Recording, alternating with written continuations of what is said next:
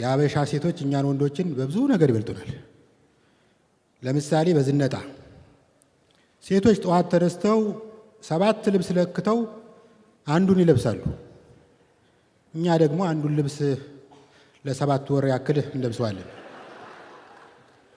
በእርግጥ ይሄ ድምዳሜ እኔንና እዚህ አዳራሽ የታደሙትን ወንዶች አይጨምርም። በተለይ እኔ በስማ እዘንጣለሁ። እሱ አይዘንጥ እንጂ ሲዘንጥ የደራሲዎች ላፎንቴ ነው የሚባልልኝ። በተቃራኒ አንድ የማውቀው ሰውዬ አለ። የሰርጉ ጊዜ የለበሰውን ሱፍ የመልሱም ቀን ለበሰው። ይህ ብቻ አይደለም፣ ለልጁ ክርስትናም ለብሶት ታየ። ይህን ያስተዋለ ጓደኛችን ምን ነው ብሮ አይለያችሁ ተብሎ የተዘፈነው እኮ ከሱፍ ጋር አይደለም ከሙሽራዋ ጋር። ኑሮ አመላችንን የሌለ እየዘወረው ነው። በቀደም ወክ እያደረኩ መንገዱ ዳር አንድ ትንሽ ልጅ ሚዛን ይዞ ቁጭ ብሏል እና የሆነ ሰውዬ ከፊቱ ሲያልፍ ባባዬ ተመዘን አለው። ሰውየው ምን በልተን እንመዘን ብሎ ጮኸበት። የመጨረሻ ነቀሉ። የልጁ ምን ያደርግህ? ለምን ኮብልስቶን በማርማላት ተቀብታ አትበላም ብትፈልግ እንዴ? ልብ ካለ ሄደህ እዛ ከብርሃኑ ጁላ ጋር አትሳፈትም ብዬ በጠረባ ላነጥፈው አሰብኩ። ግን ምኑን በልቼ ላነጥፈው?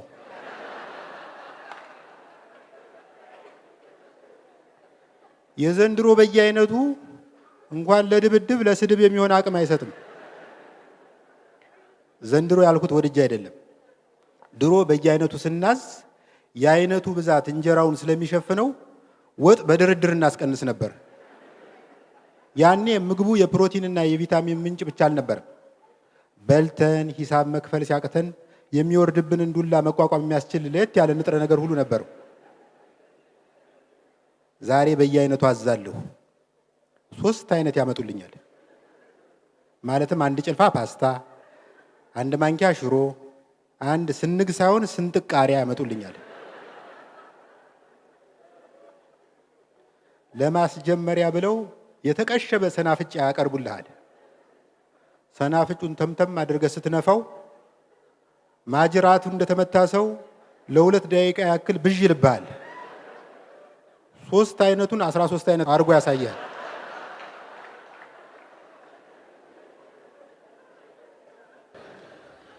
እስቲ ስለ ኑሮ እናወራ። እኔ በበኩሌ ገንዘብ ባንክ ውስጥ ማስቀመጥ ትቻለሁ። እንደ ሶሪያ ለማኝ የፊቱን ፈታ እያልኩ ነው የምኖረው። አይታችሁ እንደሆነ የሶሪያ ለማኝ ሃይገር ባስ ላይ ይለምንና በስነ ስርዓት ራይድ ተሳፍሮ የራት አስቤዛ ለመሸመት ፍሬሽ ኮርነር ይገባል። አሁን አንድ እንቁላል 13 ብር መግባት ነበረበት። ዋት ኢዝ ጎይንግ ኦን?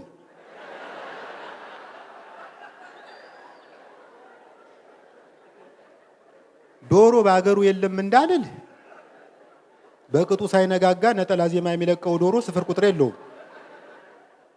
ችግሩ ምንድን ነው? ኤልፎራ ተዘግቷል ወይስ የአውራ ዶሮ ስንፈተ ወሲብ ገብቷል?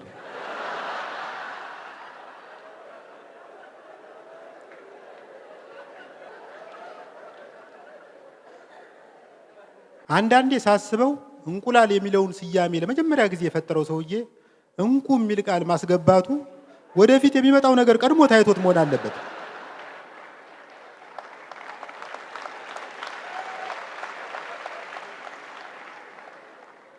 በቀደም ሰፈራችን የሚገኝ ሱቅ ሄድኩና ጀለስ ትናንት ለፍርፍር ማስጌጫ የምትሆን የለውዝ ፍሬ የምታክል እንቁላል ገዝቼ ነበር። ስትቀቀል መጠኗ በጥፍ ይጨመራል ብዬ ስጠብቅ ጭራሽ አስኳል አላገኘሁባትም። እየተካሄደ ያለው ነገር ምንድን ነው አልኩት። ባክ በ13 ብር የ1000 ብር አጨቅጭቀኝ። በርከት አድርገህ ገዝተህ እንደ ሎተሪ ደጋግመህ ከሞከር አስኳሉን በአንዱ እንቁላል ውስጥ ታገኘዋለህ። አንድ ጓደኛ አለኝ። እንዴት እንደሆነ ሊገባኝ ባልቻለ ምክንያት በአንድ ጊዜ ከጋሪ ነጅነት ወደ መኪና ነጅነት ተሸጋገረ። በኦኬ አልበላም አልጠጣም ብዬ ባጠራቀምኳት 7 ሚሊዮን ብር ቆንጆ ትራክ ፎርድ ገዝቻለሁ። ገና ዛሬ ልፈትሸው ስለሆነ የፍንጥር ምሳ ልጋብዝህ። እሺ አልኩ። መኪና ውስጥ ገብቼ አጠገቡ ተቀመጥኩ። ወደ ምግብ ቤቱ እየሄድን መኪናው የሌለ ይነጥራል። በሆነ ሲኖ ትራክና በዶዘር መሃል ለማለፍ ጥቂት ሜትሮች ሲቀሩት ጓደኛዬ ስልኩ አንስቶ ለሻጩ ደወልለት። ሄሎ፣ እኔ የምልህ የእጁ ፍሬን የት ጋር ነው ያለው? የተጠቆመውን ፍለጋ ሲዳብስ ካላስቸገርሁህ በየቤታችን ብንበላ ምን ይመስላል? አንዳንዴ የኑሮ መወደድና የምርቱ መቀንጨር ሳስብ ወደ ድሮ ተሰደድ ተሰደድ የሚል ስሜት ይመጣብኛል። አቤት የድሮ እንቁላል፣ አቤት የድሮ ዶሮ፣ አቤት የድሮ በግ ስል ራሴን አገኘዋለሁ። ይገርማቸዋል። ማትሪክ የመጣልኝ ጊዜ አባቴ የደስደስ በ50 ብር የገዛው በግ እስክሞት ድረስ አይረሳኝም። ግዝፈቱን ምን ብዬ ገልጸዋለሁ? የበግ ለምድ የለበሰ የወፍጮ ቤት አህያ እንጂ በግ ነው ለማለት ይከብደኛል። ቀንዱ ራሱ እንዲህ ሆኖ የሃይገር ባስን ስፖኪዮ ነው የሚመስለው።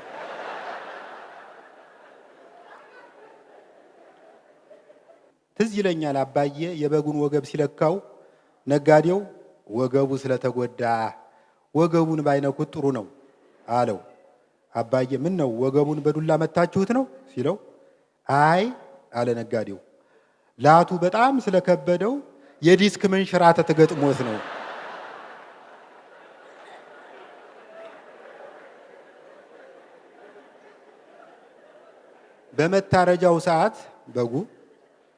በመታረጃው ሰዓት በጉ በገመድ ቢጎተት በመጫኛ ቢጠለፍ ንቅንቅ አልላለ።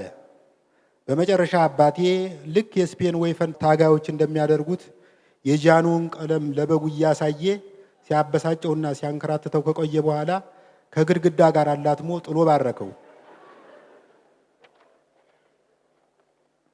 አባዬ በጉን አርዶ ቆዳውን ሊገፋው ሲሞክር እናቴ ውዴ አለችው። ውዴ ጮማው ዓይንህ ላይ እንዳይፈልቅብህ የብየዳ መነጽርህን አድርግ።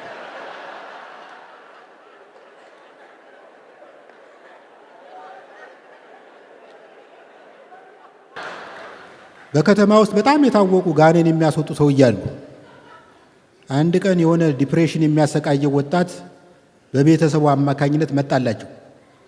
ገና ወደ መድረክ ሲወጣ አባ ውጣ አሉና በመዳፋቸው ግንባሩን ጠረመሱት። አባ ድሮ ወታደር ስለነበሩ የመዳፋቸው ጥንካሬ የአድማ በታይ ዱላ ያስንቃል።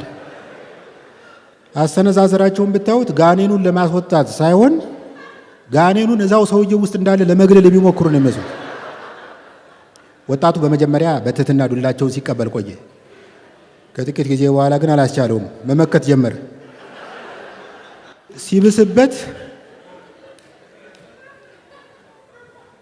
ሲብስበት ሽል አለና አንዴ ኩልኩልታቸው ስር ደነበቀባቸው። አባ በጣም ተክዘው ወደ ጸሎት ቤታቸው ገብተው ለፖሊስ ደወሉ።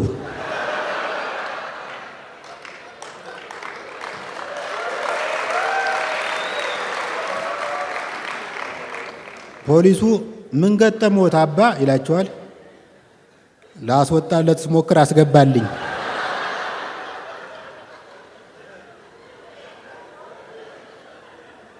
ቀድም ስሙኝማ የኑሮ መክፋት ጸባያችንን እያከፋ የመወዳደስ ባህላችንንም እየረበሸው። ባለፈው አመሻሹ ላይ ቦሌ መንገድ ዳር ቆሜ አላፊው አግዳሚውን እያየሁ ነበር። ነገሩ እውነት ለመናገር ሴቶችን ብቻ እየመረጥኩ ነበር የማየው። አብይ አህመድ ቢያልፍ ቀና ብዬ አላየው። ሼህ አላሙዲ ቢያልፍ ቀና ብዬ አላየው። ሼፍ ዮሐንስ ምን የመሰለ መክተፊያ አንጠልጥሎ ቢያልፍ አላየው።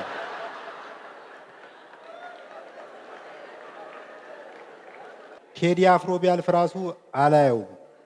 ሮፍናን ቢያልፍ ሮፍናን እንኳን ትንሽ ስለሚያምታታ ቀና ብዬ ላየው እችላለሁ።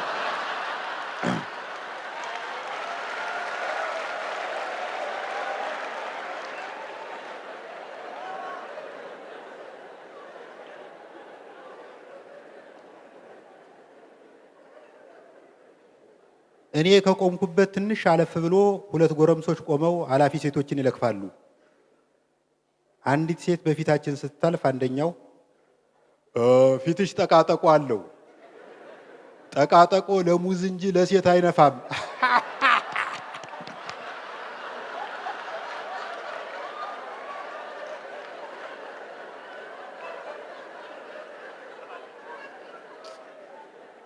ፊቱን ዞር ብዬ አየሁት። ወይኔ ፊቱ!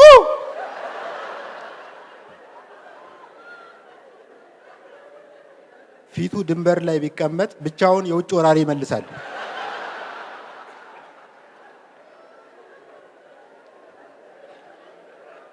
ሌላ ሴት አለፈች።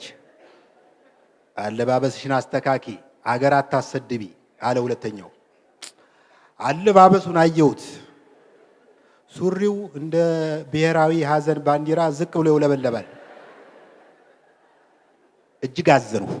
እንዲህ ባሉ ብሽቅ ወንዶች ምክንያት ጠቅላላው ያበሻ ወንድ መጠመዱ አሳዘነኝ። በዚህ ሀገር ላይ ጥሩ ጥሩ ወንዶች መኖራቸውን ማሳየት ፈለጉ። ለጊዜው እኔ ራሴ ጥሩ ወንዶችን ወክዬ የሆነ ነገር ማድረግ እንዳለብኝ ተሰማኝ። ቀጥላ በፊቴ የምታልፈውን ሴት ጠብቄ እልል ያለ ውዳሴ ላቀርብላት ወሰንሁ። የኔ እመቤት ፊትሽ እንደ ምስራቅ ብርሃን ያመርታል እላታለሁ። ስለ ውበት ከማወደሴ በፊት እኔ ራሴ መዋቤን ማረጋገጥ አለብኝ። ራሴን አየሁት። አረንጓዴ ቲሸርት ለብሻለሁ። ቅጠልያ ሱሪ ታጥቄያለሁ። ከጫማዬ ጋር ማች የሚያደርግ የስልክ እንጨት ተደግፌያለሁ። በአጠቃላይ ዝንጥ ብያለሁ። ቅድም ፊትሽ ጠቃጠቆ አለበት የተባለችዋ ሴት ስትመለስ አየኋት። በአጠገቤ እያለች ስታልፍ ስል ዞር ብላ አይታኝ፣ እንዴ በውቄ በሰላም ነው? የኮባ ጠመንጃ መስልሃል።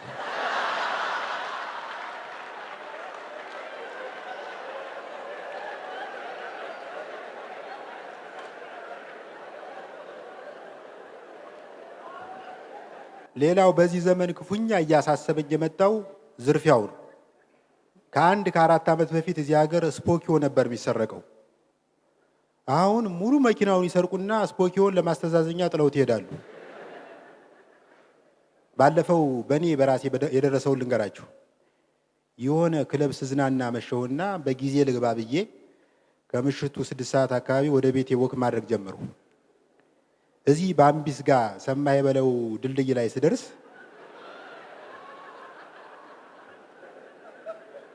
ሁለት ጠብደል ጎረምሶች ከፊት ለፊት የቆሙ ፌሮና ገመድ ይዘዋል። እኔ ምንም አልጠረጠርኩም። ድልድዩን የሚጠግኑ የቀን ተሌት ሰራተኞች ነው የመሰሉኝ። አንደኛው ጠጋለኝና ዲያስፖራው ዶላር ይዛል አለኝ። አዎ በስንት ዘረዝሩኛላችሁ? ሁለቱም በጣም ሳቁ። በሳቅ መድከማቸውን ቼክ ካደረኩ በኋላ በጠረባ አንጥፊያቸው ጉዞዬን ቀጠሉ። ስለ ውድነት ከተነሳ ላይቀር አንድ ገጠመኝ ላካፍላችሁ። በከተማችን አንድ በጣም ዘናጭ ሬስቶራንት አለ። ውድ ከመሆኑ የተነሳ ባለቤቱ ራሱ ደፍሮ አይበላበትም።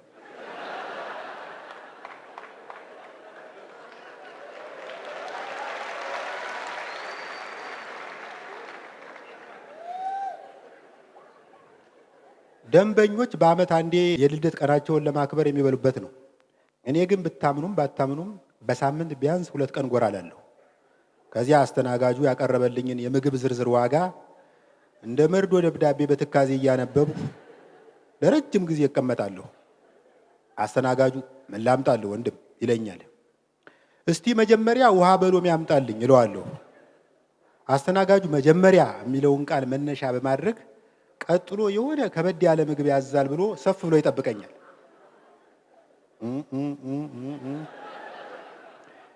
እኔ ውሃ በሎሜን ፉት እያልሁ ለ4 ሰዓት ያክል እጎለታለሁ። አስተናጋጁ ቀስ በቀስ እንደ ደንበኛ ሳይሆን እንደ ደመኛ ይቆጥረኝ ነበር። አንድ ቀን ከተጎለትኩበት ፊት ለፊት ካለው ወንበር ላይ ከፍቅረኛው ጋር የተቀመጠ ተስተናጋጅ ወንድም እንብላ አለኝ። በጣም ገረመኝ። እንብላ የሚለው ቃል እናቸንፋለን እንደሚለው ቃል የአገልግሎት ዘመኑን የጨረሰ ነበር የመሰለኝ። በዚህ ዘመን ውስጥ እንዲህ ያለ ሬስቶራንት ውስጥ አንድ ሰው እንብላ ካለህ ይሄ ነገር ግብዣ ነው ወይስ ፕራንክ ነው ብለህ መጠራጠር አይቀርም። ወደ ምግቡ ተመለከቱ። ፍቅረኛሞች ያዘዙት የጎድን ጥብስ ነው።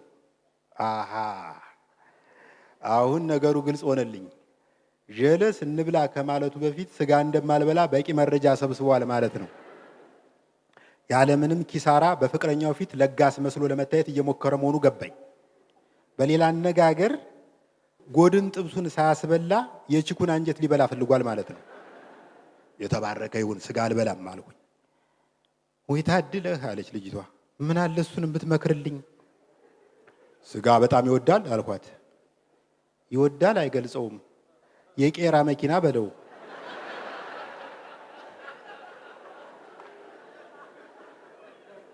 ሰውየው በጣም ተናደደ። ሴትዮዋ ቀጠለች። ስጋ ለመብላት ቶሎ እንደማያስረጅ ሰምቻለሁ። ስንት ዓመትህ ነው አለች። 43 ዓመቴ ነው አልሁ። አይገርምም አለች ልጅቷ ወደ ሰውየው ዞራ። አሁን የ43 ዓመት ሰው ይመስላል? በፍጹም የ53 ዓመት ነው የሚመስለው።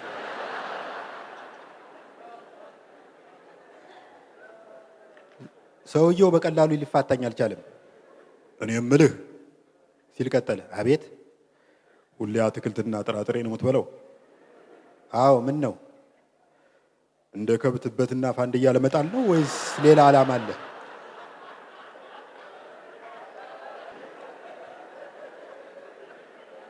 ወደ ሀገር ቤት እንደተመለስኩ ልለምደው ያልቻልኩት ነገር ቢኖር የድምፅ ብክለት ነው። በተለይ የመንገድ ዳር ማስታወቂያና ስብከት አልበዛም? ሰዎች እምነታቸውን በአደባባይ የማስተዋወቅ መብት አላቸው። ከስብከት ጋር ችግር የለብኝም። ግን አንዳንድ ሰዎች ወደ አደባባይ የሚያወጣቸው የእምነት ፍቅር አይመስለኝም። የገዛ ድምፃቸውን በማይክ የመስማት ፍቅር ይመስለኛል።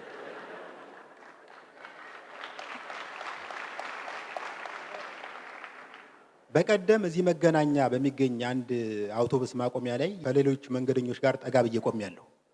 አንድ ሰውዬ ፍሪጅ የሚያክል ሞንታርቦ ከፊታችን ጠምዶ ሲያበቃ የሐዋርያት ሥራ ምዕራፍ 2 ብሎ ሲጀምር አንዱ ወንድማችን ይኸውልህ እዚህ ያለነው ሁሉ ቀደም ብለን ጌታን ተቀብለናል። የድሮ ጴንጤዎች ነን። አሁን ራሱ እዚህ የቆምነው ወደ መካነ ኢየሱስ የሚወስድ አውቶቡስ ለመጠበቅ ነው።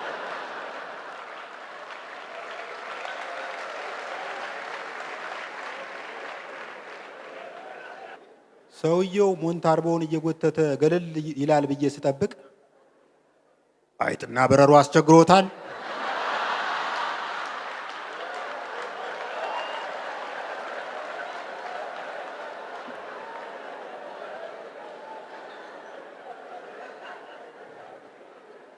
አይጥና በረሮ አስቸግሮታል። እንግዲያውስ በአንድ ድንጋይ ሁለት አምፖል እንዲሉ ሁለቱን በአንድ የሚያጠፋ መድኃኒት ተዘጋጅቶለታል። በመጀመሪያ አይጡን በመድኃኒት ይገድሉታል። ከዚያ የአይጡን ሬሳ ጠረን መቋቋም ያቃታቸው በረሮች ቤቱን ጥለው ይሄዱለታል። በነገራችን ላይ በከተማችን ውስጥ ጀግና እያነሰ አጭበርባሪና ሌባ እየበረከተ ነው። ጀግና እንዲኖር ጀግና የሚፈጥር ማህበራዊ ሁኔታ ሊኖር ይገባል ብዬ አምናለሁ። ድሮ እኮ አንድ ሰው መንግስትን ተቃውሞ ከታሰረ ህዝቡ ግልብጥ ብሎ ሰላማዊ ሰልፍ ይወጣለት ነበር። የታሰረ አክቲቪስት ለማስፈታት የሚታሰሩ ሰዎች ሁሉ ነበሩ። እኔ አንዳርጋቸው ጽጌ ነኝ በሚል ስም ፕሮፋይል ፒክቸር የቀየረች ልጅ አውቃለሁ። ለትግሉ ስትል የራሷን ታይቶ የማይጠገብ ቆንጆ ፎቶ አውርዳ አንዳርጋቸው ጽጌን ባይታይም የማይጠገብ ፎቶ ከፍ አድርጋ ለጥፋለች። አሁን እንደዚህ አይነት ነገር ያለ አይመስለኝም። አሁን የኔ ጓደኛ በየነ አርፌ በተቀመጥኩበት እየደወለ በውቄ እስከ መቼ ስለ ሴት ጡት ትጽፋለህ? እንዲሁ በተደጋጋሚ ስለ ጻፍከው የጠባኸው ይመስልሃል?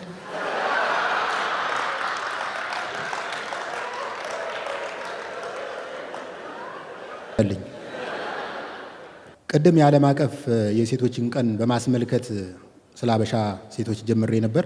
አሁን የምዘጋው ስለ ፈረንጅ ሴቶች ያለኝን ተሞክሮ ለእናንተ ለወዳጆቼ በማጋራት ነው። አባቶቻችን ከፈረንጅ ጋር መዋጋት እንጂ ከፈረንጅ ጋር መጋባትን አላስተማሩም።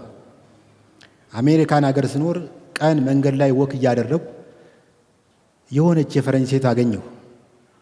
የፈረንጅ ላጤ ሴቶች ውሻ ይዘው ነው ወክ የሚያደርጉ። ከሴትዮዋ ጋር ንግግር ለመጀመር ከፈለግ ከውሻዋ መጀመር አለብህ። ኪዩት ዶግ አልኳት። እንግሊዘኛ ለሚጠጥርባችሁ ውሻ ያምራል ማለት ነው። ውሻውን ብታዩት እኮ እንኳን ሊያምር አሞራ ያራበት የቀብር አስፈጻሚ መኪና ነው የሚመስለው። ፊቱን ስታየው ራሱ ጥገኝነት የመጠየቅ ሀሳብህን ያስቀይራል። ሴንኪው አለች። ስሙ ማን ነው አልኳት። ስሚዝ። ሃይ ስሚዝ አልሁና ጎንበስ ብዬ ግንባሩ እንዳበስኩት። ውሻው አጉረመረመና በዛ መከራ ፊቱ ገላመጠኝ። የሆነ ድብቅ አጀንዳ ይዤ እንደመጣው ገብቶታል። ስለ ውሻ ማውራት ጀመሩ። ስለ ውሻ ለማውራት ስለ ውሻ ማጥናትን ይጠይቃል። ፈረንጆች ብዙ አይነት ውሻ ነው ያላቸው። ለምሳሌ ጀርመን ሼፓርድ፣ ፑድል፣ ቡልዶግ፣ ጀርመን ሾርት ሄርድ ፖይንተር፣ አውስትራሊያ ሼፓርድ፣ ዮርክሼር ቴረር ወዘተረፈ። በአንጻሩ እኔ በሀገር የማውቀው ሁለት አይነት ውሻ ነው፣ የቤት ውሻና የጎዳና ውሻ። ከኢትዮጵያ እንደመጣው ስነግራት ደስ አላት። በታሪክ የኃይለ ሥላሴና የአበበ ቢቂላ አድናቂ ናት። የሚገርምሽ የኔ አያት 2 ጊዜ አበበ ቢቂላን ቀድሞ ገብቷል አልኳት። አትሌት ነበር? አይ አትሌቶችን መንገድ የሚመራ ሞተረኛ ነበር። ተግባባን። አታምኑኝም? ቆንጆ ነህ አለችኝ።